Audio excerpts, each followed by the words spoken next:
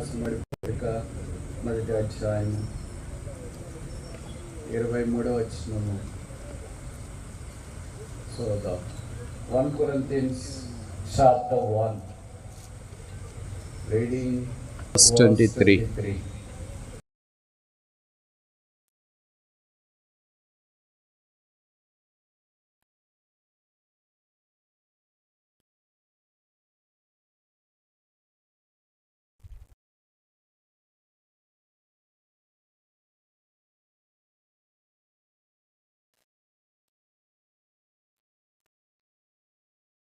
అయితే మేము సిలువేయబడిన క్రీస్తును ప్రకటించున్నాము.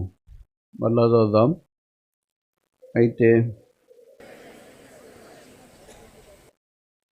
ప్రార్థన చేస్తాము. కింద కూర్చోగలిగిన యవనస్తులు కుర్చీలో ఉంటే దయచేసి ముందుకు కూర్చోవాలని మనవి చేస్తున్నాం. కారణం ఏంటంటే ఇప్పటికే చైర్స్ అయిపోయినాయి, మళ్ళీ ఇప్పుడు తెచ్చి వేయడం కష్టము.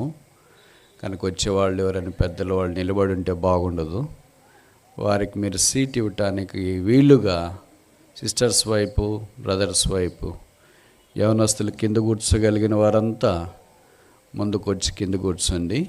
ఆ సీట్లు వారికి కేటాయించవచ్చు. ఆలస్యంగా వచ్చేవారు వెనక నిలబడి ఇబ్బంది పడకుండా వారికి ఆ కుర్చీలు వేయటానికి అనుకూలంగా ఉంటుంది. ప్రేమగల తండ్రి, యేసునాథుని నామమున ఈ స్థలములో మేము మోకరించి ఈ దినము నేను ఆరాధించి స్తుతించి ప్రార్థించినట్లు మాకు అనుగ్రహించిన అవకాశం కొరకు స్తోత్రాలు. పాల్వంచులో బెరాకాను ఆధారం చేసుకొని చుట్టుపక్కల సంఘాల సేవకులు, విశ్వాసులు, పరిశుద్ధులు కలిసి వచ్చినట్లుగా మీరు అనుకూలపరిచినందుకు స్తోత్రాలు. కార్యములు అల్పముగా ఆరంభించబడిన దున్నుము తృణీకరించగలవాడేవాడని మీ వాక్యంలో రాసినారు.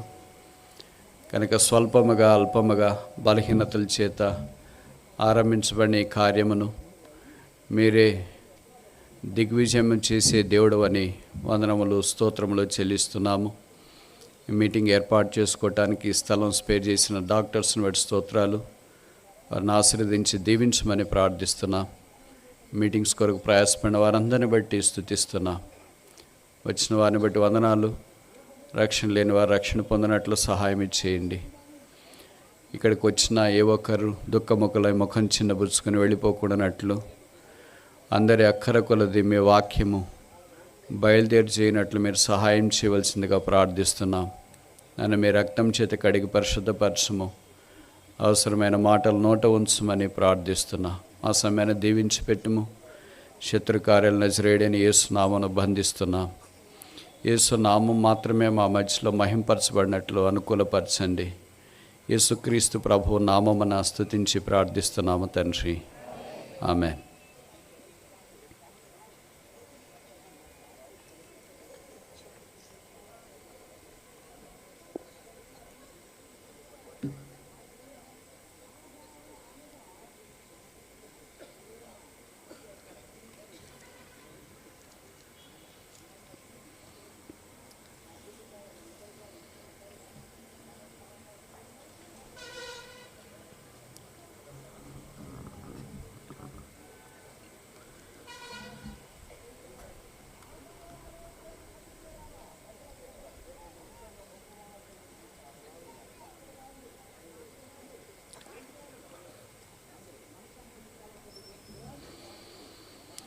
యేసుక్రీస్తు శిలువ ఓ ఆధ్యాత్మిక మర్మం. యేసుక్రీస్తు శిలువ మానవ కోటికి తీసుకుని వచ్చిన ఆశీర్వాదాలు అనంతం. యేసుక్రీస్తు శిలువ అద్వితీయమైన ఆశీర్వాదాన్ని మానవ జాతికి తీసుకుని వచ్చింది. అదేదో 2000 సంవత్సరాల క్రితం జరిగిన ఓ సామాన్యమైన మానశిక్ష కాదు. జగదుత్పత్తి మొదలుకొని దేవుడు మానవుని క్షేమము కొరకై, రక్షణ కొరకై అనాది కాల సంకల్పంలో ఏర్పాటు చేసిన ఏర్పాటు. ఆ శిలువ కార్యము దేవుని మనస్సులో రూపుదిద్దుకున్నప్పుడు భూమి రోవంతైనను సృజించబడలేదు. నవగ్రహాల యొక్క ఆవిర్భావము కూడా లేకుండా సమస్తమును దేవుడు మహత్గల మాట చేత నిర్మించి నిర్వహించక మునుపే మానవుని విషయమైన అద్వితీయమైన ప్రణాళిక యేసుక్రీస్తు ప్రభువారు ఏర్పాటు చేయట శ్లాఘనీయమైన సంగతి. బైబిల్ యేసు యొక్క సిలువను ప్రబోధిస్తుంది. సిలువ మానవ జీవితానికి అచంచలమైన, అద్వితీయమైన, సమానమైన, అతి శ్రేష్టమైన, ఆత్మీయమైన, అత్యున్నతమైన ఆశీర్వాదాన్ని తీసుకుని వచ్చింది. యేసుక్రీస్తు ప్రభువారు 2000 సంవత్సరాల క్రితం ఈ భూమి మీద జన్మించి జీవించి చనిపోయాడన్నది చరిత్ర కావచ్చు. అయితే యేసుక్రీస్తు ప్రభువు మానవుణ్ణి ప్రేమించి మానవుని కొరకై దేవుడు మానవుడిగా ఈ భూమి మీదకి దిగి వచ్చి జన్మించి జీవించి చనిపోయి సమాధి చేయబడి తిరిగి లేచుట ఓ ఆధ్యాత్మికమైన అనుభవం. చరిత్ర మానవ జీవితాన్ని మార్చలేదు, అనుభవం మానవ జీవితాన్ని మార్చగలదు. లూకా సువార్తలో యేసుక్రీస్తు ప్రభు యొక్క సిలువ తీసుకుని వచ్చిన ఆశీర్వాదాల సంపద 23వ అధ్యాయంలో కనీసం 5 విషయాలు గ్రంథస్థం చేయబడ్డాయి. పరిశుద్ధాత్మ దేవుడు సహాయం చేసే కొలది, సమయం అనుమతించే కొలది నేను వాటిని మీకు తెలియచేయాలని కోరుతున్నాను. యేసుక్రీస్తు సిలువ తీసుకుని వచ్చే మొదటి ఆశీర్వాదము లూకా సువార్త 23వ అధ్యాయము 12వ వచనం. Gospel according to doctor Luke chapter 23 verse 12. అంతకుముందు హేరోదు పిలాతును ఒకరినొకడు శత్రువులయ్యింది, ఆ దినమునే ఒకరినొకడు మిత్రులైరి. ఆ దినముననే యేసుక్రీస్తు ప్రభువారు సిలువకు అప్పగించబడే ఆ రాత్రి బద్ధ శత్రువులైన హేరోదు పిలాతులు మిత్రులు అని వాక్యంలో రాయబడింది. Cross of Jesus Christ he's brought friendship into this world. ఈ లోకంలోనికి యేసుక్రీస్తు యొక్క సిలువ స్నేహాన్ని తీసుకుని వచ్చింది. ఎలాంటి బద్ధ శత్రువులైనా యేసు యొక్క సిలువ ద్వారా స్నేహపూర్వకమైన వాతావరణంలోనికి రావడం ఆధ్యాత్మికమైన సంగతి. యేసు ప్రభు యొక్క సిలువ మానవుని ఈ మిత్రత్వంలోనికి ఎలాగ తీసుకొని వస్తుంది, దానికి దీనికి ఏం సంబంధము అని అనుకునే వారికి కొన్ని విషయాలు నేను జ్ఞాపకం చేయాలని కోరుతున్నాను. దేవుని యొక్క అనాదికాల సంకల్పాన్ని బట్టి యేసుక్రీస్తు ప్రభు వారు మానవాకారాన్ని భూమి మీద దాదాపు 2000 సంవత్సరాల క్రితం ఉద్భవించినప్పుడు యూదా దేశాన్ని హేరోదు రాజు పరిపాలన చేస్తూ ఉన్నాడు. ఆయన రాజుగా ఉండగా మరొక రాజు ఈ భూమి మీద పుట్టడం అసంభవం, అలాంటి రాజు ఉండకూడదని యేసుక్రీస్తు ప్రభువారు రాజని తూర్పు దేశపు జ్ఞానులు సంబోధించిన కారణం చేత 2 సంవత్సరాల లోపల ఉన్న మగపిల్లవారిని అంతటి నాశనం చేయాలని ఆజ్ఞ జారీ చేశాడు హేరోదు. అయితే దేవుని ఆజ్ఞను బట్టి, దయాపూర్వకమైన సంకల్పాన్ని బట్టి ఆ మానము యేసును బంధించలేకుండా పోయింది. ఆ హేరోదు చనిపోయాడు. ఎవరు యేసును చంపాలనుకున్నారో ఆ హేరోదు చనిపోయాడు. ఇప్పుడు యేసుక్రీస్తు ప్రభువు సిలువ వేయబడే సందర్భంలో కనిపించే హేరోదు కొత్త హేరోదు. ఆయన యేసును చూడాలనుకున్నాడు. ఒక హేరోదేమో యేసును చంపాలనుకున్నాడు, ఇంకొక హేరోదేమో యేసును చూడాలనుకున్నాడు. ఏ వ్యక్తి అయితే యేసును చంపాలనుకున్నాడో ఆయనే చనిపోయాడు. ఏ వ్యక్తి అయితే యేసును చూడాలనుకున్నాడో ఆయన యేసును చూచి సంతోషించినట్లు బైబిల్ సెలవిస్తుంది. యేసును చూస్తే దుఃఖము లేదు, యేసును చూస్తే వేదన, కృంగుదల, అవమానము లేదు. యేసును చూస్తే హేరోదు లాంటి పరాక్రమశాలులు కూడా సంతోషించడానికి అవకాశం ఉందని బైబిల్ సెలవిస్తుంది. యేసుక్రీస్తు ప్రభువును చూచుట ద్వారా జ్ఞానులైన వారు సంతోషించినారు. యేసును చూచుట ద్వారా హేరోదు లాంటి వాళ్ళు కూడా సంతోషించినారు. యేసును చూచుట ద్వారా పిలాతు లాంటి గొప్పవారు కూడా సంతోషించినారు. మానవ కోటికి అతి శ్రేష్టమైన సంతోషాన్ని తీసుకురాగలిగాడు యేసుక్రీస్తు ప్రభువు. బహుశా చాలా కుటుంబాల్లో ఇక్కడ చేరి వచ్చిన వారు, ఆన్లైన్లో జాయిన్ అయిన వారిలో ఈ శత్రుత్వము రాజ్యమేలుతుందేమో, పడని వాళ్ళు చాలామంది ఉన్నారేమో. భార్య భర్తలకు పడని వాళ్ళు, తల్లిదండ్రుల పిల్లలకు పడని వాళ్ళు, అన్నదమ్ములకు పడని వాళ్ళు, అక్కచెల్లెళ్ళకు పడని వాళ్ళు, సమాజంతో పడని వాళ్ళు, శత్రుత్వాన్ని ఇంకా పెంచి పోషించుకుంటున్న వారు ఉన్నారేమో. కానీ బైబిల్ సెలవిస్తుంది, యేసుక్రీస్తు ప్రభు యొక్క సిలువ శత్రుత్వాన్ని తీసివేసి తుత్తునీలుగా చేసి భంగము చేసి స్నేహాన్ని తీసుకొని వస్తుంది.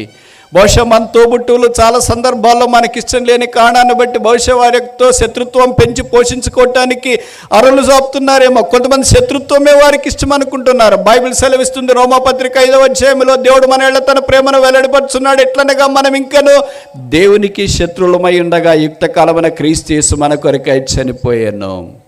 ఒక మనిషితో శత్రుత్వాన్ని పెట్టుకుంటే బయటికి రావాలంటే సెక్యూరిటీ కావాలా? ఒక మనిషి ఒక అధికారితో శత్రుత్వం పెట్టుకుంటే బయటికి రావాలంటే చాలా ఇబ్బంది. ఒక మనుషుడు, ఒక రాజకీయ నాయకుడు ఇతరులతో శత్రుత్వం పెట్టుకుంటే బయటికి వస్తే ఆ ప్రాణ భయముతో భవిష్యత్ జీవించే ఉంది. ఒక మనుషుడు దేవునితో శత్రుత్వం పెట్టుకుంటే ఆ మనుషుని యొక్క భవిష్యత్ ఏంటి? అలాంటి శత్రుత్వంతో జీవిస్తున్న మానవుని సమాధానపరచుట కొరకే యేసుక్రీస్తు ప్రభువారి భూమిదికి దిగి వచ్చాడు. యేసు ద్వారా శత్రుత్వము తొలగిపోయి స్నేహభావం పరిమళించింది. The cross Hess brought friendship in this world. క్రీస్తు సిలువ స్నేహాన్ని భూమి మీదకి తీసుకొని వచ్చింది. రెండవ ఆశీర్వాదం లూకాసు వార్త 23వ అధ్యాయం. లూకాసు వార్త 23వ అధ్యాయం 18వ వచనం. Luke chapter 23 verse 18. వారందరూ వీనిని చంపి మాకు బరబ్బాను విడుదల చేయమని ఏకగ్రీవముగా కేకలు వేసిరి. 21వ వచనం. వారు వీనిని సిలువేయమని కేకలు వేసిరి. బరబ్బాని హత్య చేసిన వ్యక్తి ఆ దినాల్లో చెరసాలలో వేయబడ్డాడు. బరబ్బా అంటే అర్థము సన్ ఆఫ్ ద ఫాదర్. బర్ ప్లస్ అబ్బా. బర్ అంటే సన్, అబ్బా అంటే తండ్రి. అబ్బా, నాయన, తండ్రి అని సాధారణంగా మనం పదాలు వాడుతూ ఉంటాం కదా. అలాంటి మంచి పేరు కలిగిన వ్యక్తే ఎందుకో చెడు ప్రవర్తన జీవించడం ఆరంభించినారు. ఆ కారణం చేత ఆయన చెరసాల్లో వేసినారు. అది పస్కా పండుగ దినాలు.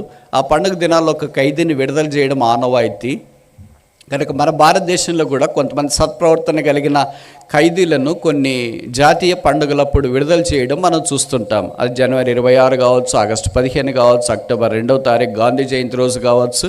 ఇలా కొన్ని జాతీయ పండుగలప్పుడు సత్ప్రవర్తన కలిగిన ఖైదీలను విడుదల చేస్తూ ఉంటారు. ఖైదీకి మాత్రమే విడుదల యొక్క విలువ తెలుస్తుంది, రోగికి మాత్రమే ఆరోగ్యం విలువ తెలుస్తుంది, పేదవాడికి మాత్రమే డబ్బు విలువ తెలుస్తుంది, ఆకలి ఉన్నవాడికి మాత్రమే ఆహారం విలువ తెలుస్తుంది, ఇల్లు లేని వాడికి మాత్రమే ఇంటి విలువ తెలుస్తుంది, అనాథకి మాత్రమే తల్లిదండ్రుల విలువ తెలుస్తుంది, అభాగ్యుడికి మాత్రమే భాగ్యవంతుల విలువ తెలుస్తుంది.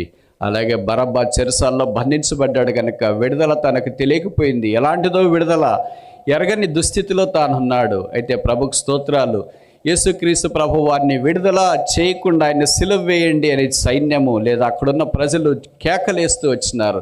పిలాతు ఏమి తోచని పరిస్థితిలో యేసును సిలువ వేయటానికి అప్పగించి బరబ్బాను విడుదల చేయాలని కోరాడు. Cross Hess brought freedom. సిలువ విడుదలను తీసుకొని వచ్చింది. బందిపోటు దొంగ లాంటి వానికి విడుదల వచ్చింది. ఏనాడు విడుదల పొందుతాను అని ఊహించిన వానికి విడుదల వచ్చింది.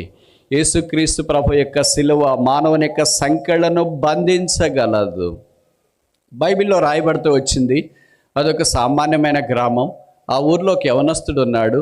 ఆ యవనస్తునికి చాలా దయ్యాలు పట్టాయి. ఎవరు ఆ యవనస్తుని బాగు చేయలేకపోయారు.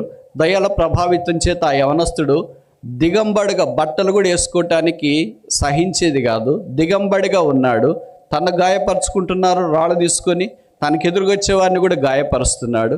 అలాంటి దౌర్భాగ్య స్థితిలో ఉంటూ ఊరికి వెళ్ళపట్ట శ్మశానాల్లోనే జీవిస్తూ అక్కడే తన యొక్క జీవితాన్ని కొనసాగిస్తూ ఊర్లోనికి రాకుండా వెలివేయబడిన స్థితిలో ఉన్నాడు. తల్లిదండ్రులు ఎలాగున్నారో తెలియదు, ఆ యవనస్తునికి ఇరుగు పొరుగు వారు ఎలాగున్నారో తెలియదు. అలాంటి పరిస్థితిలో ఉన్నప్పుడు యేసుక్రీస్తు ప్రభువారు ఆ యవనస్తుని దగ్గరికి వెళ్ళి వానిలో నుండి దయ్యాన్ని వెళ్ళగొట్టి వాని స్వస్థచిత్తునిగా చేసి, ఆరోగ్యవంతునిగా చేసి, బట్టలు కట్టుకునేటట్టు చేసి తిరిగి ఆరోగ్యకరంగా ఇంటికి అప్పగించినట్లు బైబిల్ సెలవిస్తుంది. మనుషుని యొక్క జీవితం చెడిపోయి, పడిపోయి, పాడైపోయి ఉన్నప్పుడు ఆ మనిషిని ఒకే ఒక వ్యక్తి బాగు చేయగలడు. ఆయన పేరు యేసుక్రీస్తు. మనుషుని జీవితాన్ని బాగు చేయటానికి కొరకై యేసుక్రీస్తు ప్రభువారి భూమి మీదకి అవతరించాడు. మనుషుని యొక్క బంధకాలు విడిపించడం కొరకై యేసుక్రీస్తు ప్రభువారి భూమి మీదకి అవతరించాడు.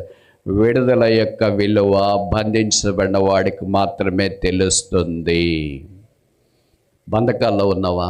కుటుంబ బంధకాలు, రకరకాల బంధకాలు, చెప్పలేని బంధకాలు, అసలు నీ ఊహకు అందని కొన్ని బంధకాలు, ఆర్థిక బంధకాలు, అనారోగ్యం అనే బంధకాలు, ఇబ్బందులనే బంధకాలు, కొన్ని అసలు మనం చెప్పుకోలేం. చెప్పుకుంటే చాలా ఇబ్బందికరమైన బంధకాల్లో ఉంటారు.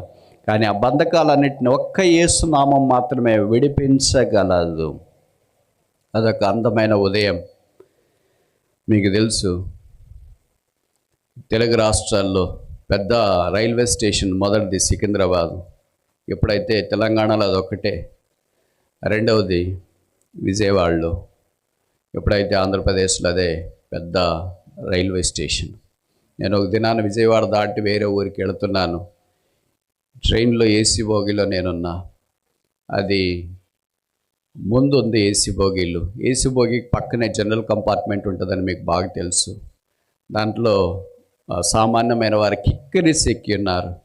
విజయవాడ రైల్వే స్టేషన్ ఉదయకాలం ఎలాగుంటుందంటే ఇసుకేస్తే రాళ్ళంత మంది ప్రయాణికులు ప్లాట్ఫామ్ అంతా ఈగలవలే కనిపిస్తూ ఉంటారు. ఎవరి పని వాళ్ళు. ట్రైన్ దిగేవాళ్ళు దిగుతుంటారు, ఎక్కేవాళ్ళు ఎక్కుతుంటారు, ఏదైనా టిఫిన్స్ అమ్మేవాళ్ళు అమ్ముతుంటారు. ఇలాగ రకరకాల ఎవరి పనిలో వాళ్ళు నిమగ్నమయ్యారు. నేను ఆ స్టేషన్లో చాలాసేపు ఆ ట్రైన్ ఆగుతుంది కనుక ఆ రైల్లో నుండి దిగాను. దిగి పక్కనే ఆ ప్లాట్ఫామ్ మీద అలాగే నిలబడి రకరకాల మనుషులు చూస్తున్నా.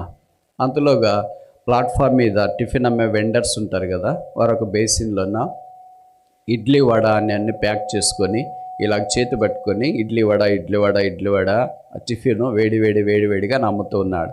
వాళ్ళు ఏసీ బోగిలోనికి సాధారణంగా రారు. జనరల్ కంపార్ట్మెంట్లోకి ఎక్కడానికి ప్రయత్నం చేశాడు ప్రయాణికులకు అమ్మటానికి. ఆ ప్రయత్నంలో ఏం జరిగిందంటే, ఒక భార్య, భర్త, 2 చిన్న పిల్లలు ఆ ట్రైన్లోకి ఎక్కుతున్నారు. ఎక్కేటప్పుడు ఈ వెండర్ కూడా, అంటే టిఫిన్ అమ్మే ఆయన కూడా ఎక్కుతూ ఉన్నాడు. ఎలాగైనా వీళ్ళు డామినేట్ చేసి ఎక్కుతారు కదా. ఆ ప్రయాణికుడి యొక్క చెయ్యి ఈ వెండర్ యొక్క పాత్రకు తగిలింది. ఆ టిఫిన్ పాత్ర అలాగే ప్లాట్ఫామ్ మీద పడిపోయింది. అంటే ఇడ్లీలు, దోశ, వడలు అన్నీ అలాగే ప్లాట్ఫామ్ మీద పడిపోయాయి. ఇప్పుడు జరిగిన సన్నివేశం ఏంటంటే, మీకు తెలుసు కదా, ప్లాట్ఫామ్స్లోన వెండర్సే డామినేషను. అందుకనే ఆయన ప్రయాణికుని యొక్క చొక్కా పట్టుకొని, ఇదిగో ఇవన్నీ టిఫిన్ కింద పడిపోయిన ప్లేట్లు కనుక దీనికి అయ్యవలసిన డబ్బు ఖర్చు చెల్లించు, అప్పుడు కానీ నేను నిన్ను లోపలికి పంపించిన రైల్లోకి అని అన్నాడు. రైల్లోన్న జనరల్ కంపార్ట్మెంట్లో భార్య ఎక్కింది, పిల్లలు ఎక్కారు. కిక్కిరిసిపోయింది, సిగ్నల్ పడిపోయింది. వాళ్ళు కేకలేస్తున్నారు, ఏడుస్తుంది భార్య అయితే. పిల్లలు కూడా ఏడుస్తున్నారు, మా నాన్నను పంపించని. ఆయన కింద చొక్కా పట్టుకున్న వెండర్ వైపు చూస్తున్నాడు. అయ్యా నన్ను పంపించని. లేదు, నువ్వు డబ్బులు కడితేనే పంపిస్తా, లేకపోతే లేదు. ట్రైన్ వెళ్ళిపోవటానికి సిద్ధంగా ఉంది. అక్కడ భార్య ఏడుస్తుంది, ఇక్కడ ఈయన ఏడుస్తున్నాడు, పిల్లలు ఏడుస్తున్నారు. ఇదొక విభ్రాంతికరమైన దృశ్యం. అప్పుడు ఒక ఆయన అడిగాడు ఆయన్ని, వెండర్ని, అయ్యా ఎంత అవుతుంది దీనికంటే? 2000 అయితే సార్ అని. అంత చేయదు అది, కానీ 2000 అవుతుంది అని అన్నాడు. సరే, జోబులో నుండి ఆయన తీసి 2000 ఇచ్చినాడు. ఆ ప్రయాణికుడిని పంపించని. ఇప్పుడు ఆ ప్రయాణికుడు ఏం చేశాడో తెలుసా? ఎవరైతే 2000 ఇచ్చినాడో ఆయన దగ్గరికి వెళ్ళి, అయ్యా మీకు చాలా థ్యాంక్స్, నేను మీకు వచ్చి ఉన్నాను, జీవితంలో ఎప్పుడైనా బ్రతికుంటే మీకు సేవ చేస్తాను. రైలు కదలటానికి హార్న్ పెట్టింది. ఈయన రైలు ఎక్కాడు. రైలు మెల్లిగా ఎక్కిపోతుంది, ప్లాట్ఫామ్ మీద నుండి వెళ్ళిపోతుంది. ఈ వెండర్ 2000 సర్దుకొని మిగతా పడిపోయినవన్నీ సర్దుకొని అక్కడి నుండి నిష్క్రమించినాడు. ఈ చిన్న దృష్టాంతం ఏం తెలియజేస్తుందంటే, ఒక వ్యక్తి బంధకాల్లో పట్టబడి ఉన్నప్పుడు ఆయన్ని విడిపించడానికి పక్కన ఒక రక్షకుడు రావాలా. ఇంకొక ప్రయాణికుడు 2000 ఇచ్చి ఈయన్ని విడిపించినాడు కనుక విడుదల పొంది సంతోషంగా వెళ్ళాడు.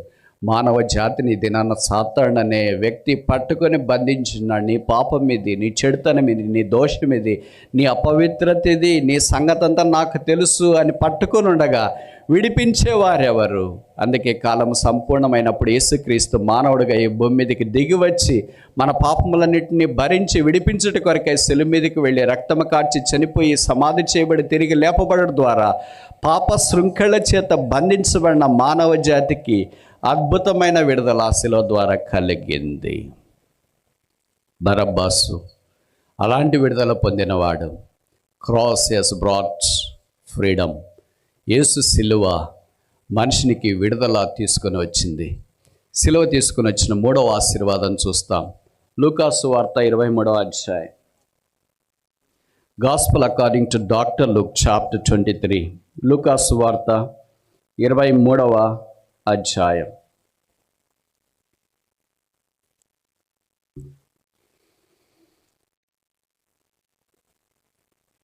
ముప్పై 34వ వచనం. Luke chapter 23 verse 34. యేసు, తండ్రి, వీరేమి చేయుచున్నారో వీరెరగరు గనుక వీరిని క్షమించమని చెప్పెను. వారు ఆయన వస్త్రములు పంచుకొంటకై చీట్లు వేసిరి.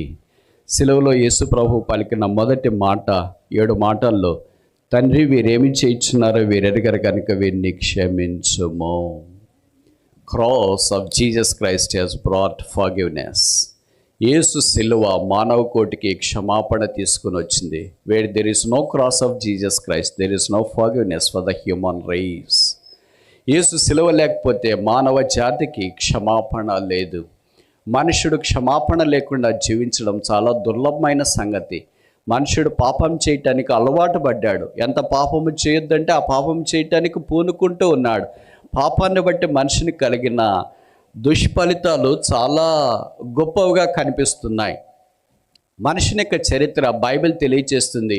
ఆదికాండం ఆరంభ అధ్యాయంలో, ముఖ్యంగా 3వ అధ్యాయంలో మనం చూస్తే, దేవుడు ఆదాము అవ్వలను తోటలో ఉంచిన తర్వాత వారికి ఒక ఆజ్ఞ జారీ చేశాడు. తోటలోని చెట్ల ఫలాలన్నీ మీరు నిరభ్యంతరంగా తినవచ్చు, అయితే తోట మధ్యలో ఉన్న చెట్టు ఫలాన్ని మాత్రం మీరు తినకూడదు.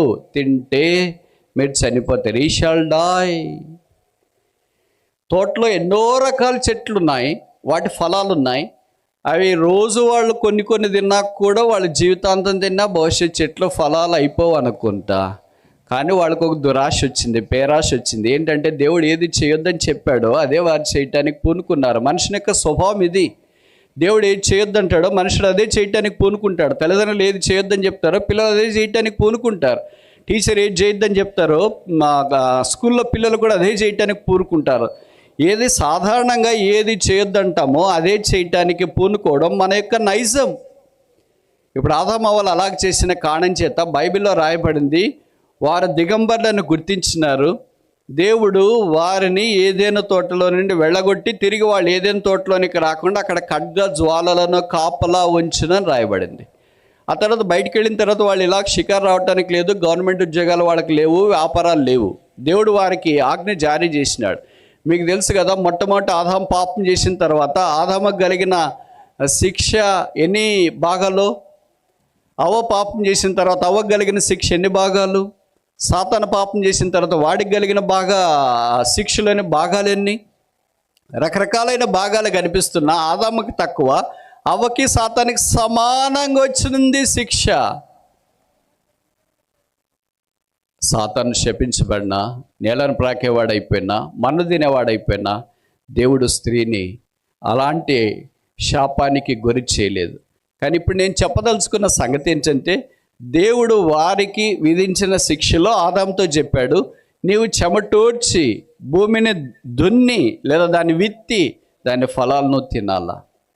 మీరు ఊహించుకోండి, భార్యాభర్తలు ఇద్దరే ఉన్నారు. వారు పొలాన్ని చదను చేసినారు, పంట పండించినారు. తీసుకొని వెళ్ళి ఎక్కడ అమ్మాలా? రైతు బజార్ ఉందా? ఎవరికి అమ్మాలా? ఆన్లైన్లో అమ్మాలా? వాళ్ళిద్దరు తినటానికి అంత పంట పండించడం అవసరమా? ఇంతకుముందు వాళ్ళు ఎలాగ తిన్నారు? వాళ్ళు ఏదైనా తోటలో ఇంతకుముందు ఉన్నారు కనుక అలాగ షికారికి వెళ్తూ ఉంటే ఏ చెట్టు డ్రాగన్ కనిపిస్తే డ్రాగన్ తిన్నారు, పైనాపిల్ కనిపిస్తే పైనాపిల్ తిన్నారు, సపోటా కనిపిస్తే సపోటా తిన్నారు, యాపిల్ కనిపిస్తే యాపిల్ తిన్నారు, మామిడి కనిపిస్తే మామిడి తిన్నారు. ఏది వారికి తినాలనిపిస్తే ఆ పండ్లన్నీ తిన్నారు. అలాగ రోజులు గడిచినాయి, వారాలు గడిచినాయి, నెలలు గడిచినాయి, సంవత్సరాలు గడిచినాయి. ఇప్పుడు తోటలో నుండి బయటకు వచ్చిన తర్వాత ఆ పండ్లు తినడానికి లేదు, ఇలాగ చెయ్యి అందుకోవటానికి వీలు లేదు. ఇప్పుడు వారే కష్టపడాలా. పోనీ కష్టపడిన తర్వాత ఎవరికైనా వడ్డించడానికి పిల్లలు ఉన్నారు? అప్పటికంటే లేరు. పొరుగు వారిని పిలిచి ఏమైనా వడ్డిస్తామంటే లేరు. ఆ ఇద్దరు కొరకు అంత కష్టపడాల్సిన అవసరం వచ్చిందా? This is the tragedy and the ramification of their failure. మనిషి ఓడిపోయిన తర్వాత మనిషి కలిగిన దుష్ఫలితం ఇది. ఇదేనా మన కష్టార్జితం అంతా బహుశా దాని దుష్ఫలితం అంటే తప్పు కాదేమో. ఏదో కష్టపడుతున్నాడు, ప్రయాసపడుతున్నాడు, వేదన పడుతున్నాడు, చెమట ఓడుస్తున్నాడు, ముందుకు వెనక్కి తిరుగుతూ ఉన్నాడు. కానీ కష్టమంతా ఒక దినాన దానికి అర్థమయ్యేది ఏంటంటే ఇది వ్యర్థం. బైబిల్ ఆ మాటే సెలవిస్తుంది, వ్యర్థం వ్యర్థం వ్యర్థం సమస్తము వ్యర్థం. దేవునికి వెలపట మానవుని యొక్క ప్రయాస, మానవుని యొక్క కష్టం వ్యర్థం. అయితే కష్టపడకుండా మానవుడు ఉండాలని దేవుని ఉద్దేశం కాదు. మనిషి కష్టపడాలని దేవుడు కోరాడు. అందుకే సాధారణంగా మీకు తెలుసు కదా, ఒకరే ఉంటే ఇంట్లోన లేదా భార్యాభర్తలు ఇద్దరే ఉన్నారు, వాళ్ళ పిల్లలు అమెరికాలో సెటిల్ అయ్యారు అనుకోండి. వాళ్ళు పిల్లలు ఫోన్ చేసి అడుగుతారు, అమ్మా ఈరోజు ఏం చేసుకున్నామని. ఏం చేసుకోలేదమ్మా, నాన్నకేం పెట్టావు, ఏమి చేయలేదమ్మా. ఎందుకని వాళ్ళిద్దరే ఉన్నారు, ఏం చేసుకోబుద్ధి కాదు. మనం అడిగామనుకో, ఏంటక్క ఏం చేసుకోలేకపోయారా భోజనం అని అంటే, ఏం చేస్తాం బ్రదర్, ఇద్దరే ఉన్నాను, తినబుద్ధి కావట్లేదండి. ఇద్దరుంటే మీకు తినబుద్ధి కావట్లేదు, మీకు చేసుకోవటానికి అన్ని ఉన్నా చేసుకోబుద్ధి కావట్లేదంటే, ఆదామవులు ఇద్దరే ఉన్నారంటే వారు పొలం పనులు ఎవరి కొరకు చేయాలా, విత్తేది ఎవరి కొరకు విత్తాలా, కలప తీసేది ఎవరి కొరకు తీయాలా, పంటను తీసుకునేది ఎవరి కొరకు తీయాలా. ఊహించండి. ఇవన్నీ ఊహిస్తే మనకు అనిపిస్తుంది, ఇదేంటబ్బా చాలా విపత్కరమైంది, ఇద్దరే ఉన్నారు కానీ ఇంత కష్టపడాల్సింది ఎవరి కొరకు. మనుషుడు తన జీవితంలో అలాంటి దుర్భరమైన పరిస్థితిలోనికి వచ్చినప్పుడు కరుణా సంపన్నుడైన దేవుడు మానవుని ప్రేమించి ఆ పాపము నుండి క్షమించి కడిగి పరిశుద్ధపరిచి ఆశీర్వాదంలోనికి తీసుకురావాలని కోరుతున్నాడు. అదే యేసుక్రీస్తు యొక్క సిలువ. Where there is no cross there is no forgiveness. క్షమాపణ లేకుండా సిలువ లేదు. అందుకే the hallmark of Christ is forgiveness. క్రీస్తు యొక్క కలికితురాయి శ్రేష్ఠ లక్షణం ఏంటంటే క్షమించుట. ఎవరు సిలువ వేశారో వారిని క్షమించేది యేసుక్రీస్తు ప్రభువుకు మాత్రమే సాధ్యమవుతుంది. మిగతా వారికి సాధ్యం కావడం అసాధ్యం. మనం సాధారణంగా లోకంలో చూస్తుంటాం కదా, ఏది విత్తితే అదే కోస్తామని. సాధారణంగా మనం తలంచేది ఏంటంటే, వాళ్ళు ఏదో చిన్న పొరపాటు చేశారు కదా, క్షమించవచ్చు అంటే వాడిని ఎలా క్షమిస్తాం బ్రదర్, వాళ్ళు చేసినవన్నీ అలా గుర్తొస్తున్నాయి, వాళ్ళు అన్న మాటలు గుర్తొస్తున్నాయి, గుణపాల మాదిరి ఉన్నాయి, వాళ్ళు చేసిన నేరాలు గుర్తొస్తున్నాయి, ఇబ్బందులు గుర్తొస్తున్నాయి. మమ్మల్ని ఇలాగబెట్టారా, ఎంత కష్టపెట్టారో అని అనుకుంటాం. కానీ బహుశా అది తెలియకుండా చేస్తే క్షమించడానికి యేసుక్రీస్తు ప్రభు వారు సిద్ధంగా ఉన్నాడు. తెలిసి చేసిన క్షమాపణ కోరిన యేసు ప్రభు క్షమిస్తాడు. కానీ దాని తర్వాత దాన్ని ఫలితము అనుభవించవలసిన గత్యంతర పరిస్థితి ఖచ్చితంగా పాపము జరిగించిన తర్వాత మనిషినికి ఉందన్న సంగతి మరచిపోకూడదు. రోమా సైనికులు యేసుక్రీస్తు ప్రభు వారిని సిలువ వేయటానికి 6 గంటల ఉదయం శుక్రవారం తీసుకుని వెళ్ళి 9 గంటల దాకా, దాదాపు 3 గంటలు యెరూషలేం వీధుల్లో ఆయన ఊరేగించి 9 గంటల సమయంలో కల్వరి కొండ దగ్గరికి తీసుకొని వచ్చిన తర్వాత ఆయన దేహాన్ని సిలువ మీద అలాగ పరిచి 2 చేతుల్లో 2 మేకులు దించి తల మీద ముళ్ళ కిరీటం ఉంచి కాళ్ళలో మేకులు కొట్టి ఒక్కసారిగా సిలువను భూమికి ఆకాశానికి మధ్యలో దింపి కింద ఒక గొయ్యి తయారు చేశారు కదా, ఆ గొంతులోనికి ఉంచిన తర్వాత దేవుడు మానవుని కొరికి ఆకాశానికి భూమికి మధ్యలో వేలాడదీయబడ్డాడు. పక్కన చూస్తున్న జనసమూహం అనుకుంటుంది, యేసుప్రభు ఏం చేస్తాడో, శపిస్తాడేమో, దూషిస్తాడేమో.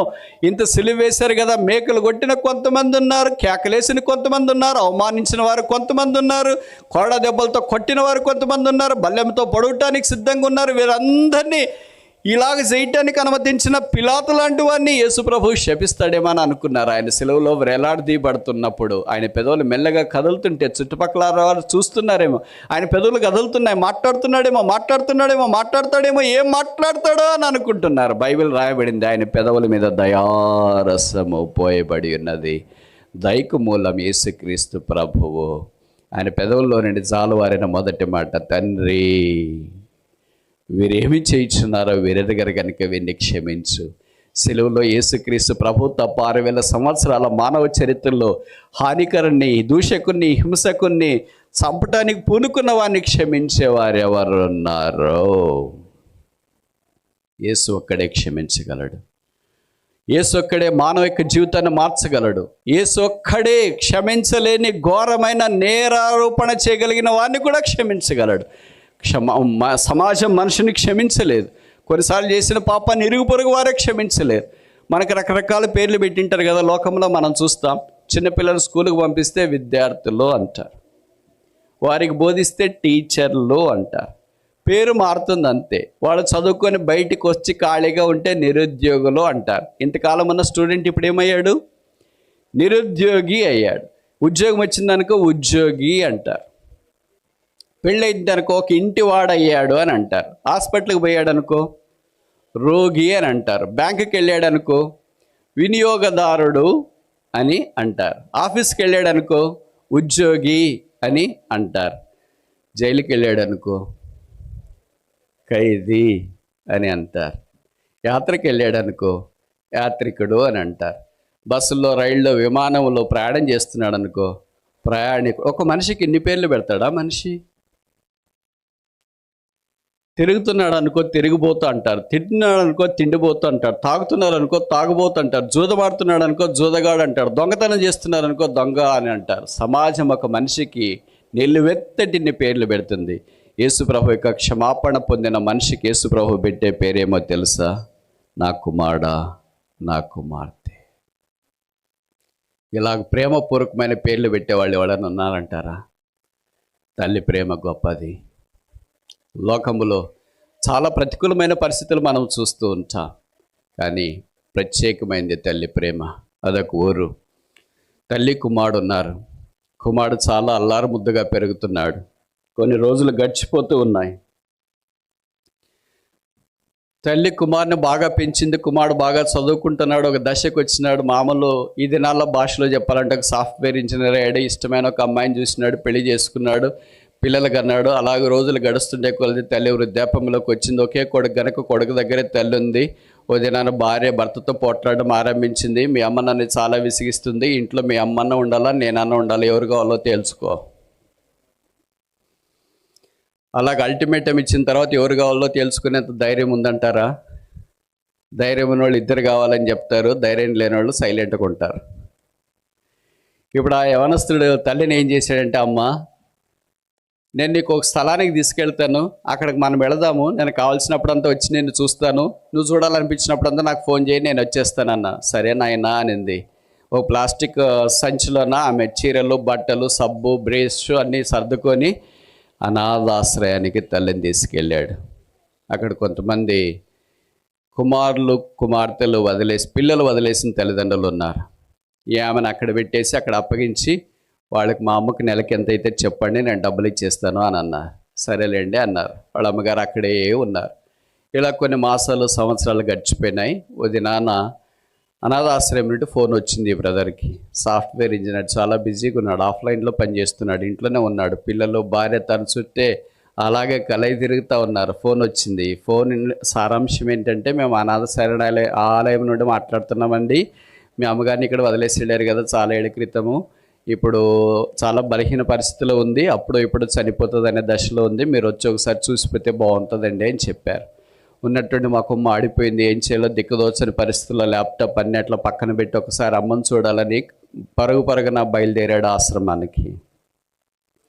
అమ్మ ఎక్కడుంటుందో ఆ మంచం దగ్గరికి వెళితే అమ్మకి కళ్ళ తెరిచి చూసింది, కుమారుని గుర్తుపట్టింది. వచ్చినావా నాయనా?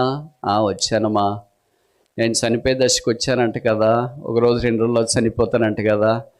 ఇప్పుడు అవన్నీ ఎందుకులేమ్మా, ఎలాగున్నావు చెప్పు అంటే, ఏం లేదు నాయనా, నాకు 2 కోరికలు ఉన్నాయి, చనిపోకమునుపు ఆ 2 కోరికలు నువ్వు తీర్చాలని. అది ఎంత మాట అమ్మా, నేను తీర్చుకుంటే ఎలాగుంటాను చెప్పి అంటే తల్లి చెప్పడం ఆరంభించింది. ఏం లేదు నాన్న, ఇక్కడ ఎక్కువ దోమలు ఉన్నాయి, అందుకే ఒక దోమతరు కావాలా.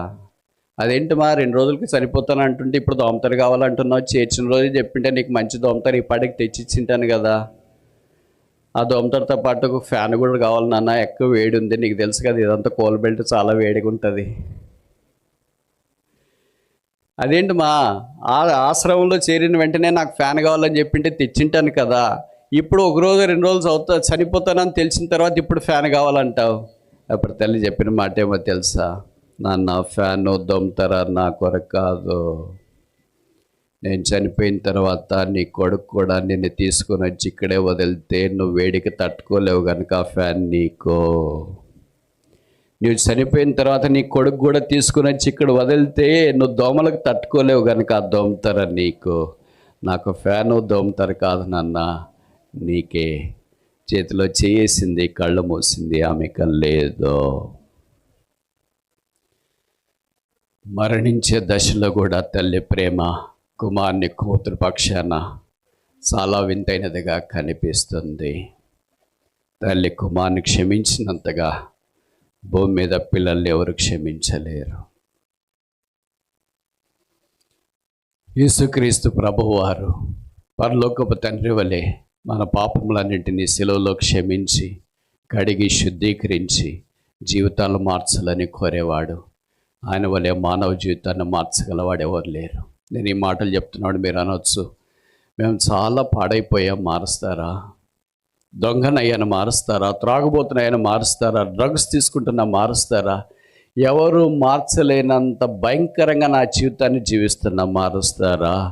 యేసుక్రీస్తు ప్రభువారు క్షమించలేనంత పాపి ఇప్పటిదాకా భూమి మీద పుట్టలేదు, పుట్టడు, పుట్టబోడు.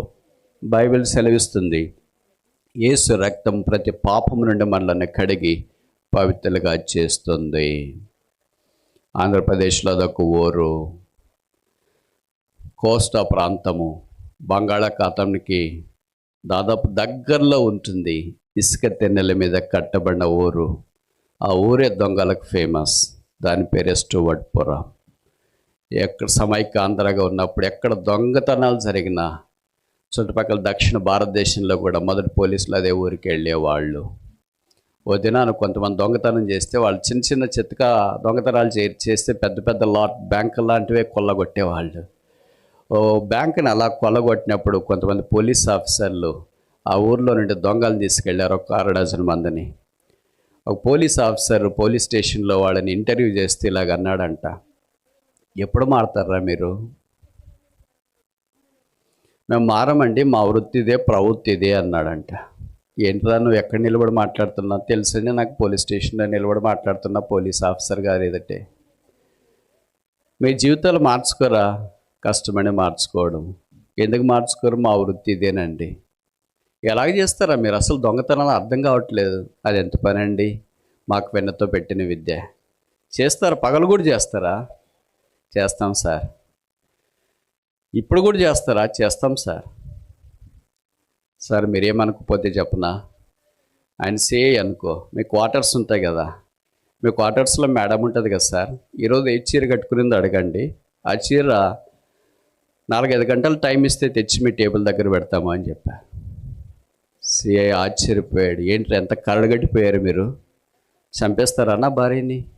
లేదు సార్, ఆమె మీద దోమ కూడా వాళ్ళకొకుండా మేము చీర తీసుకొని వస్తాం అని. నిజంగా కాదు అని తెలుసుకోవటానికి ఫోన్ చేసి భార్యతో మాట్లాడాడు.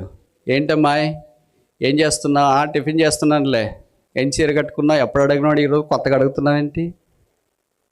ఏదో ఒకటి కట్టుకుంటున్నాను. ఇప్పుడు దాని సంగతి ఏంటి? మధ్యాహ్నం భోజనంకి వస్తావా రావా?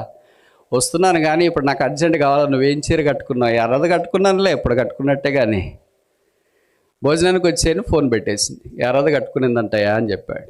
సరే సార్, ఆ ఎర్ర చీర మీకు టైం ఇస్తే మధ్యాహ్నం భోజనంలోకి తెచ్చి మీ టేబుల్ దగ్గర పెడతావా అని. ఆయన భార్యకి మళ్ళీ ఫోన్ చేసి చెప్పాడు, జాగ్రత్త అమ్మా ఈరోజు. ఎప్పుడున్నాడే జాగ్రత్తగా, మీకు తెలుసు కదా సిఏ అంటే హోమ్ గార్డ్స్ వాళ్ళు వీళ్ళు, ఇంటి దగ్గర కూడా చాలా టైట్ సెక్యూరిటీ ఉంటుంది. మధ్యాహ్నం భోజన సమయానికి ఒక 2-3 వ్యక్తులు వచ్చి ఆ ఎర్ర చీర ఇస్త్రీ చేసి నీటికి తీసుకుని వచ్చి సిఏ టేబుల్ మీద పెట్టారు. సార్ ఇప్పుడు ఫోన్ చేసి మేడంని అడగండి ఏ చీర కట్టుకునిందో. కట్టుకున్న చీర తీసుకొని వచ్చినాం. నిజంరా? అడగండి సార్. వేరే చీర దొంగతనం మీరు అడగండి సార్. ఫోన్ చేసాడు, ఏంటమ్మాయి ఏం చీర కట్టుకున్నా? తీసేసానులే ఎర్రది, వేరేది కట్టుకున్నానులే. ఎక్కడుంది అది? ఎతుకుతానులే. ఇప్పుడు ఎక్కడుంటే దాంతోనే ఉంది నీకు, ఎప్పుడో సాయంకాలంలోకి ఎతుకుతానులే అనింది. ఆయన ఆశ్చర్యపోయాడు. ఎట్లా తెచ్చారా నా భార్యని? దోమ కుట్టినట్లు కూడా కుట్టుకోకుండా. అదేమో సరే, ఇవన్నీ మాకు చాలా తేలిక, సూక్ష్మంగా చేసేస్తాం, హాని లేకుండా చేసేస్తాం. ఎట్లా చేశారా చెప్పండి? కొన్నిసార్లు దొంగలే వాళ్ళకి చెప్పాల్సి వస్తుంది. ఫస్ట్లో ఏమనుకున్నామంటే, మనం బ్యాంకులోనే డబ్బులు డ్రా చేసుకొని వస్తే దొంగలు పడతారు, డబ్బులు తీసుకెళ్తారు, కనుక కష్టము. ఏటీఎం లాంటి మిషన్లు అయితే బాగుంటాయి అనుకున్నాం. ఏటీఎంను కూడా కొల్లగొట్టేటప్పటికి ఏటీఎంలు కూడా సేఫ్ కాదు, ఆన్లైన్ ట్రాన్స్ఫర్ అయితే బాగుంటుంది అనుకో. ఆన్లైన్లో కూడా వచ్చేటప్పటికి ఏ లైన్ చేయాలో తెలియట్లేక మనిషి కలవరంలో ఉండిపోయాడు. మనం ఏ ట్రిక్ వేసినా దానికి ఆపోజిట్గా చేసేవాళ్ళు చేస్తూనే ఉన్నారు. ఇప్పుడు జరిగిన సంగతి ఏంటంటే, వీళ్ళని సిఐ అడిగాడు ఎలాగ తెచ్చారా అని. అదేం లేదు సార్, వాటర్ గన్. మామూలు మన పిల్లలు హోలీ అట్లాంటప్పుడు వాడుకుంటూ ఉంటారు కదా, నీళ్ళ గన్. చిన్నపిల్లలు అక్క చెల్లెళ్ళు ఉంటాడు అనుకో, వాడు ఆ నీటిలోనికి రంగు కలిపేసి ఎక్కడో ఉండి వాళ్ళ అక్క మీద అన్న మీద వదులుతాడు. అది వచ్చి వందంతా తడిసేస్తుంది. మళ్ళీ ఎక్కడో దూరంగా స్కిప్ అయిపోతూ ఉంటాడు. ఇది చిన్నపిల్లలు ఆడే వాటర్ గన్ ప్లే. అలాంటి వాటర్ గన్ ఒకటి తీసుకున్నాం సార్. ఇంట్లో వెనక్కి దిగాము. మేడం కిచెన్లో వంట చేస్తుంది. మేడం నేమ్ తాకుండా వంటగదికి పైన వెంటిలేటర్స్ ఉంటాయి. ఆ వెంటిలేటర్స్ వాటర్ గన్ పెట్టి కొట్టాము. ఆ నీళ్లు డ్రాప్ పడి ఆమె చీర తడిచింది. తడిసిన చీరలో ఉండలేదు కదా, దాన్ని తీసేసి బయటకు ఆర్డర్లో వచ్చి దండం మీద ఆరేసి వెళ్ళిపోయింది. ఆమె వెళ్ళి ఇంకా ఆమె పనులు చూసుకుంటూ ఉంటే మేము ఆ చీర తీసుకొని వచ్చి ఉతికి ఇస్త్రీ చేసి తెచ్చి నీ టేబుల్ దగ్గర పెట్టాము. చూసుకోండి. పోలీస్ ఆఫీసర్ కళ్ళు తిరిగినాయి. మిమ్మల్ని ఎవడు మారుస్తారా? మిమ్మల్ని ఎవడు మారుస్తారా? ఏ సమాజం మారుస్తుంది? ఏ ఆఫీసులు మారుస్తాయి? ఏ వ్యక్తులు మారుస్తారు? ఏ ఎన్జిఓలను మారుస్తారు? పట్ట పగలు సిఏ ఆఫీసులో ఉంటేనే క్వార్టర్స్లోకి వెళ్ళి ఏ హాని, దోమంత హాని కూడా చేయకుండా మీరు దొంగతనాలు ఇలాగ చేస్తే మీ జీవితాలను ఎవరు మారుస్తారు? ఇప్పుడు మీకు తెలుసా, యేసు యొక్క సిలువ వార్త ఆ ఊర్లో ప్రకటించబడింది. ప్రజలు రక్షణ పొందినారు, చర్చిలు కట్టబడ్డాయి, సేవకులయ్యారు. ఆ ఊరి పేరు ఇప్పుడు సువార్తపురం. సమాజం మార్చలేదు వారిని, ఇరుగు పొరుగు వారు మార్చలేరు వారిని, మనుషులు వారు మార్చలేరు, ఉన్న ప్రభుత్వం మార్చలేకపోయింది. కానీ మార్చింది ఒకే ఒకడు, ఆయన పేరే యేసుక్రీస్తు ప్రభువు. దొంగలను మార్చేది యేసుక్రీస్తు ప్రభువు, జీవితాలను మార్చేది యేసుక్రీస్తు ప్రభువు, పడిపోయిన మానవుని తిరిగి లేవనెత్తేది యేసుక్రీస్తు ప్రభువు, నిరీక్షణ లేని మానవునికి నిరీక్షణ ఇచ్చేది యేసుక్రీస్తు ప్రభువు, కృంగిపోయిన మానవుని లేపేది యేసుక్రీస్తు ప్రభువు, జీవితాన్ని అందంగా తీర్చిదిద్దేది యేసుక్రీస్తు ప్రభువు. కొన్నిసార్లు మనకు అనిపిస్తుంది కదా ఇది ఎలాగ సాధ్యమవుతుందని. మీరు ఊహించండి, ఒక పాడబడిన స్థలం ఉంటుంది, డ్రైనేజ్ ఉంటుంది. అబ్బాయి ఈ స్థలం ఊరికి ఇచ్చినా మనకు వద్దనుకుంటాం, కానీ దాన్ని మీరు డెవలపర్స్కి ఇవ్వండి, బిల్డర్స్కి ఇవ్వండి, మీ కళ్ళెదుట చూస్తుంటేనే ఒక 6 నెలలకి అపరూపమైన బిల్డింగ్ కట్టింటారు. ఇక్కడ కట్టారా? ఈ డ్రైనేజ్లో కట్టారా? ఈ చెత్త భూమిలో కట్టారా? ఈ పాడైన స్థలంలో కట్టారా? How can they convert this barren land into a beautiful building? ఇంత చెడిపోయిన స్థలాన్ని, పాడైపోయిన స్థలాన్ని, ఈ స్థలం ఊరికి ఇచ్చిన మేము వద్దనుకున్నామే, దీన్ని బిల్డర్ ఎలాగ మార్చాడంటే సౌందర్యమైన బిల్డింగ్లు కట్టేది అలాగ మార్చాడు. ఒక మానవుడే విసర్జించబడిన, నిరాకరించబడిన స్థలాన్ని అంత అపరూపంగా మార్చగలిగితే, దేవాది దేవుడు మానవ జీవితాన్ని, పడిపోయిన దాన్ని, చెడిపోయిన దాన్ని, పాడైపోయిన దాన్ని, పాపముతో కొట్టిమిట్టాడుతున్న దాన్ని మార్చగలడా? మార్చలేడా? దేవుడికి సాధ్యం. యేసుక్రీస్తుకు సమస్తము సాధ్యం. మనిషిని ఆత్మతో నింపి మనిషిని జీవితాన్ని పాపము లేకుండా నడిపించట కొరకై యేసుక్రీస్తు ప్రభు మనిషిని కొరకై శిలువ మీదకి వెళ్ళాడు. ఆయన శిలువలో తను తానే అర్పించుకున్నాడు. ఆ శిలువ ద్వారా కలిగిన 3 ఆశీర్వాదాలు ఇప్పటిదాకా మనం చూసిన. మొదటిది, cross Hess brought friendship in this world. శిలువ ఈ లోకంలో మనిషిని మిత్రుత్వంలోనికి తీసుకొని వచ్చింది. రెండవది, cross Hess brought freedom in this world. శిలువ మానవునికి విడుదల, స్వేచ్ఛ, స్వాతంత్రం తీసుకొని వచ్చింది. మూడవది, cross Hess brought forgiveness to this world. ప్రపంచానికి శిలువ క్షమాపణ తీసుకుని వచ్చింది. మానవునికి 3 వరాల కంటే మించిన వరం ఇంకేం కావాలి?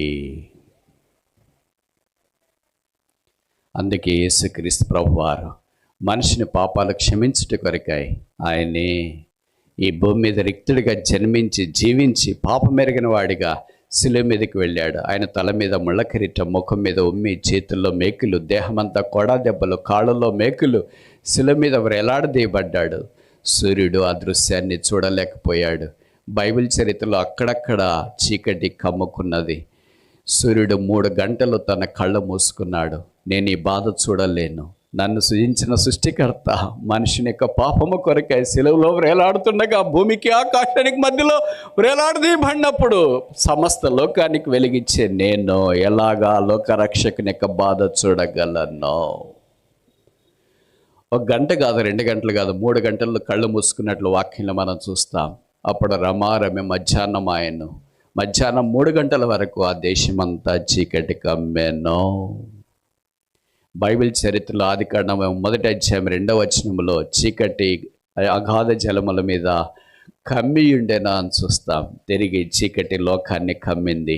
ఐగుప్తులో ఇశ్రాయేలీలు ఉన్నప్పుడు 3 రోజులు చిమ్మ చీకటి వచ్చింది. చీకటి సూర్యున్ని మూసివేసింది. నీతి సూర్యుడైన యేసుక్రీస్తు ప్రభువు మానవ జాతి మీద ప్రకాశించట కొరకై భౌతికమైన సూర్యుడు 3 గంటల కళ్ళు మూసుకున్నాడు. దైవమా, ఇది ఏమి ప్రేమ! మానవుని కొరకేసి ఇంత ప్రేమిస్తున్నాడా? ఆయన మరణాన్ని మృంగివేసినాడు, ఓడించినాడు, మరణాన్ని గెలిచినాడు. అదొక ఊరు. ఆ ఊరిలో తండ్రి కుమారుడు ఉన్నాడు. కొడుకు యాజ్ యూజువల్గా బీటెక్ చేస్తున్నాడు. అదే నాన్నగారిని అడిగాడు, నాన్న నాకు కొన్ని ప్రశ్నలు ఉన్నాయి, ఒక ప్రశ్న మాత్రం అడుగుతా, ఈరోజు నువ్వు జవాబు చెప్పు అన్నాడు. సరే చెప్తాను లేరా అన్నాడు. అప్పుడు ప్రశ్న ఇలాగన్నాడు, నాన్న భూమి చాలా శక్తి కలిగింది ఏంటి అని అన్నాడు.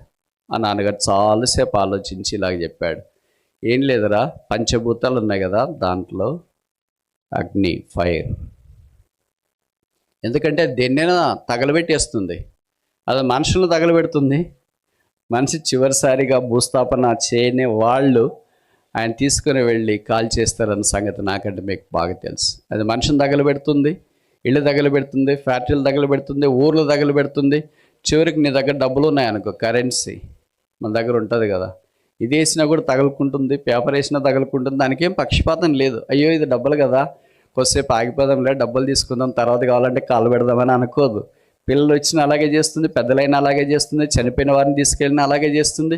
కనుక దానికి ఏం పక్షపాతం లేదు. అలా చాలా క్రూరమైంది. అందుకే భూతాలు అని ఎందుకన్నారంటే పక్షపాతం లేనివి. దాంట్లో అగ్ని దగ్గరికి వెళ్ళి అడిగాడు అంటే ఈ కుర్రోడు యవనస్తుడు, అగ్ని నువ్వు ఇంత చాలా శక్తిని, చాలా పవర్ఫుల్ అంటే దేన్నైనా నువ్వు కాల్ చేస్తావు, డబ్బులు కూడా కాల్ చేస్తావు అంటే చివరికి మనుషులు కూడా కాల్ చేస్తాను, నేను చాలా పవర్ఫుల్లే, కానీ ఏం చేస్తావు, నా బలమంతా తగ్గిపోద్ది ఎప్పుడంటే నీళ్లు పోస్తారు నా మీద, కనుక నీళ్ళే చాలా పవర్ఫుల్, నేను కాదు అన్నాడంట. అప్పుడు యవనస్తుడు నీళ్ళ దగ్గరికి వెళ్ళి అడిగాడు, నీళ్ళు మీరు చాలా పవర్ఫుల్ అంటే, పవర్ఫుల్ తెలియదా నీకు? వరదలు వచ్చినప్పుడు భద్రాద్రి గిద్రాద్రి అంతా మునిగిపోద్ది, మేమంటే ఏమనుకున్నావు? కరకట్టలు గిరకట్టలని మునిగిపోతే తెంపి మనుషుల మీదకి మేము వచ్చేస్తాం, చాలా పవర్ఫుల్. మీరు చాలా పవర్ఫుల్ అంటే టూ మచ్ పవర్ఫుల్. కానీ ఏం చేస్తాం, మమ్మల్ని కూడా సూర్యకిరణాలు ఆవిరేటట్లు చేస్తాయి, కనుక సూర్యకిరణాలు, సూర్యుడు చాలా పవర్ఫుల్ అన్నాడు. అప్పుడు యవనస్తుడు సూర్యకిరణాల దగ్గరికి వెళ్ళి అడిగాడు సూర్యుడిని, సూర్యుడా నువ్వు చాలా పవర్ఫుల్ అంటే నీళ్లను కూడా ఆవిరేటట్టు చేస్తావంట. ఎన్ని నీళ్లున్నా కూడా వేసవికాలం వచ్చేటప్పటికి అందులో కోల్ బెల్ట్ అట్లాంటి దగ్గర ఉడికి ఆవిరైపోతుంది. నువ్వు చాలా ఆవిరేటెడ్ చేస్తావంట. మరి ఏమనుకున్నావు, నేను చాలా పవర్ఫుల్, ఆవిరేటెడ్ చేస్తా. కానీ ఏం చేస్తావు, నా కిరణాలు కూడా కొన్నిసార్లు మేఘాలు వచ్చి అడ్డుకుంటాయి అనుకో, నేను ఏం చేయలేని, చీకటి అయిపోతుంది. మేఘాలు చాలా పవర్ఫుల్. నిజమా, మేఘాలు చాలా పవర్ఫుల్. అప్పుడు మేఘాలను పోయి అడిగాడంటే యవనస్తుడు, మేఘాలు మీరు చాలా పవర్ఫుల్ అంటేనే సూర్యుని కూడా మీరు ఆపుతారంట. మరి ఏమనుకున్నాం మేమంటే చాలా టూ మచ్ పవర్ఫుల్. సూర్యుడు కూడా మాకు అసలు లెక్కే లేదు తెలుసా. మేము ఒక్కసారి పోయినామంటే 2-3 రోజులు తుఫాను వచ్చింది అనుకోండి, సూర్యుని కూడా చూడకోకుండా మనుషులు ఉంటారు. కొన్నిసార్లు 6 రోజులైనా సూర్యుడు కనిపించినంతగా మేము కమ్మేస్తాం. సూర్యుని కమ్మే శక్తి మాకు మాత్రమే ఉంది, మేము టూ మచ్ పవర్ఫుల్ అన్నారంట. అప్పుడు మేఘాల దగ్గరికి వెళ్ళి అడిగితే, మీరు చాలా పవర్ఫుల్ అని చెప్పేశారు కదా, మరి ఏం చేస్తాం, మాకు కూడా బలహీనత ఉంది కదా, మేము అటు ఇటు కదిలేటప్పుడు మాకు కూడా అడ్డం వస్తాయి. అవేంటంటే పర్వతాలు, అవి టూ మచ్ పవర్ఫుల్, హిమాలయ పర్వతాలు. అప్పుడు యవనస్తుడు పర్వతాల దగ్గరికి వెళ్ళి అడిగాడు, పర్వతం మీరు చాలా పవర్ఫుల్ అంటే ఎవరినన్నా అలాగా ఆటంకపరుస్తారంట కదా. ఆటంకపరుస్తాము, కానీ ఏం చేస్తావు, మనిషి అనేవాడు ఉన్నాడు కదా, మమ్మల్ని తొలిచేస్తున్నాడు, టనల్స్ పెట్టేస్తున్నాడు, మమ్మల్ని బేరం చేసేస్తున్నాడు, తర్వాత రకరకాలుగా మమ్మల్ని పాడు చేసేస్తున్నాడు, మాకు ఆకారం లేకుండా చేసేస్తున్నాడు, మా కొండలు గుట్టలు అన్నీ ఒక్కసారి సదన్ చేసి స్లాబ్ చేసి జేసీబీలు పెట్టేసి ఫ్లాట్ చేసేస్తున్నాడు, మమ్మల్ని కూడా తినేసే స్టేజ్కి వచ్చినాడు. మనిషి చాలా పవర్ఫుల్ అని. ఇప్పుడు ఆ యవనస్తుడు మనిషిని దగ్గరికి వచ్చినాడంట. మనిషి నువ్వు చాలా పవర్ఫుల్ అంటున్నాయి అంటే, టూ మచ్ పవర్ఫుల్, చంద్రమండలానికి కూడా పోయొచ్చినా నీకు తెలుదా అన్నాడంట. నువ్వు చాలా పవర్ఫుల్. నేను చాలా పవర్ఫుల్, శక్తి కలిగిన వాడిని. ఎప్పటిదాకంటే కరోనా వచ్చేదాకా పవర్ఫుల్ అని. అప్పటి నుండి పవర్ తగ్గింది. ఏం చేస్తామని చిన్న వైరస్ వచ్చేసి నన్ను పట్టేసేటప్పటికి ఇంకా అస్సలు భరించలేకపోయినా. ఎంత పవర్, ఇంట్లోనే కూర్చున్నా, మాస్క్ వేసుకున్నా, బయట కుక్కలు కూడా నేను పెట్టుకున్నా. మరి ఏం చేస్తాము, బయటికి జంతువులన్నీ తిరిగినాయి, నేను మాత్రం బయటికి తిరగలేకపోయినా. మరి ఏం చేస్తాను? నువ్వు చాలా పవర్ఫుల్ అంటే కదా, అంత చంద్రమండలి కింద అంత నీదే, అంత నాదే. కరోనా అంత దాకా. కరోనా వచ్చిన తర్వాత నేను కూడా భయపడిపోయి లోపలే కూర్చుంటున్నా. అంత ఎక్కువ బయటికి రావట్లేదు. వచ్చినా కూడా మాస్క్ పెట్టుకొని వస్తున్నాను. మరి ఎందుకు భయపడుతున్నావు? మరణానికి భయపడుతున్నాను. యవనస్తుడు మరణం దగ్గరికి వెళ్ళాడంట. మరణమా నువ్వు టూ మచ్ పవర్ఫుల్ అంటే పిల్లల్ని, పెద్దల్ని, స్త్రీల్ని, పురుషుల్ని, రాజకీయ నాయకుల్ని, ధనం ఉన్నోళ్ళని, లేనోళ్ళని, డాక్టర్ని, యాక్టర్ని, క్రికెటర్ని, హీరోల్ని ఎవరినన్నా అలాగే మింగేస్తామంటే అసలు తినవంట, టైం వేస్ట్ అవుతుందని. ఏ ఊర్లోనైనా మనుషులు మింగేస్తా. నాకేం తెలంగాణ, ఆంధ్ర, రాయలసీమ, లేకపోతే south India, north India, Asia, ప్రపంచం అని ఏం తేడా లేదు. ఏ మనిషి అయినా ఒక్కటే, నేను ఎవరినైనా మింగేస్తా తెలుసా. కాకపోతే ఏం చేస్తాను, నేను కూడా వీక్ అయిపోయినా. ఎప్పటి నుండి వీక్ అయిపోయినా? 4000 సంవత్సరాలుగా మానవుని యొక్క జీవితాన్ని కబళించి మింగివేసిన. అయితే 2000 సంవత్సరాల క్రితం కాలము సంపూర్ణమైనప్పుడు దేవుడు తన కుమారుని పంపాను. ఆయన పేరే యేసుక్రీస్తు ప్రభువు. ఆ యేసు వచ్చిన తర్వాత నా కొరకే శిలువ మీదకి, ఆ యేసు వచ్చిన తర్వాత శిలువ మీదకి మనుషుని కొరకు వెళ్ళి రక్తం కార్చి చనిపోయి సమాధి చేయబడ్డాడు. ఇంతదాకా నేను మనుషుని మింగేస్తే ఇప్పుడు ఆయన నన్ను మింగేశాడు, నన్ను ఓడించాడు, నన్ను గెలిచాడు. నా మీద ఆయన విజయం వచ్చింది. ఓ మానమా, నీ ముల్లెక్కడా? ఓ సమాధి, నీ విజయం ఎక్కడా? మానముల పాపమునకున్న బలము ధర్మశాస్త్రం అని కేకలేశాడు. పాపమునకున్న బలం ధర్మశాస్త్రం అని సమాధి అంటే కేకలేసి ఖాళీ సమాధి ఉంచాడు. ఒక బైబిల్ పండితుడు ఇలాగన్నాడు, the most serious wound to the earth is not mining but a empty tomb of Jesus Christ. భూమండలానికి ఉన్న భయంకరమైన గాయం ఏంటంటే మైనింగ్ కాదు, యేసు యొక్క ఖాళీ సమాధి. ఆ ఖాళీ సమాధి చూసినప్పుడంత మనుషునికి ఏం గుర్తొస్తుందంటే, యేసునందు విశ్వాసం ఉంచిన వారి యొక్క సమాధులు కూడా ఒక దినాన ఖాళీగా చేయబడతాయి. యేసుతో పాటు ఉండటానికి వారంతా లేపబడతారు. సదాకాలం వారు పరలోక రాజ్యంలో ఉంటారనే శుభప్రదమైన నిరీక్షణలోనికి యేసుక్రీస్తు మానవుని తీసుకుని వస్తున్నాడు. మానవుని మృంగివేసింది ఒకే ఒక్కడు, మానవుని ఓడించింది ఒకే ఒక్కడు, మానవుని జయించింది ఒకే ఒక్కడు, ముళ్ళను విరిసింది ఒకే ఒక్కడు, మానవు ఏలనిది ఒకే ఒక్కడు, మానవుని తృప్తినీలుగా చేసింది ఒకే ఒక్కడు. ఆయన పేరు యేసుక్రీస్తు ప్రభువు. సిలువ వేయబడిన యేసును మేము ప్రకటిస్తున్నాం. ఆ సిలువ ద్వారా పాపాత్ములైన మానవులకి క్షమాపణ ప్రాప్తింపచేసి మనిషినికి భౌతికమైన మరణం మాత్రమే కాకుండా, అంటే ఇప్పుడు ఒకవేళ యేసుప్రభు రాకడ ఆలస్యమైతే భౌతికమైన మరణం, ఒకవేళ యేసుప్రభు ఈ దినానే వస్తే భౌతికమైన మరణం లేకుండా పరలోక రాజ్యంలో దేవునితో పాటు ఉండే సదా ఆశీర్వాదంలోనికి మనం కొనిపోబడతాం. భౌతికమైన మరణం అందరికీ తప్పదు. బైబిల్లో రాయబడింది, మనుషులు ఒక్కసారి మృతి పొందవాలని నియమించబడి ఉన్నది, అటు తర్వాత తీర్పు జరుగును. కానీ మరణాన్ని మృంగివేసిన యేసుక్రీస్తు ప్రభువు మరణాన్ని ఓడించి, మరణాన్ని మనుషునికి సంప్రాప్తము కాకుండా రెండవ మరణం, పాతాళం, వేదనకరమైన స్థలం, నరకం, అగ్ని ఆరది, పురుగు కాలని స్థలంలో నుండి పరిశుద్ధమైన పరలోక రాజ్యంలో ప్రవేశపెట్టాలని యేసు యొక్క సంకల్పం. ఈ సిలువ వేయబడిన యేసు ద్వారా కలిగే ఆశీర్వాదమైన క్షమాపణ నీకొద్దా? జవాబేంటి? కళ్ళు మూయండి, ప్రార్థన చేస్తాం.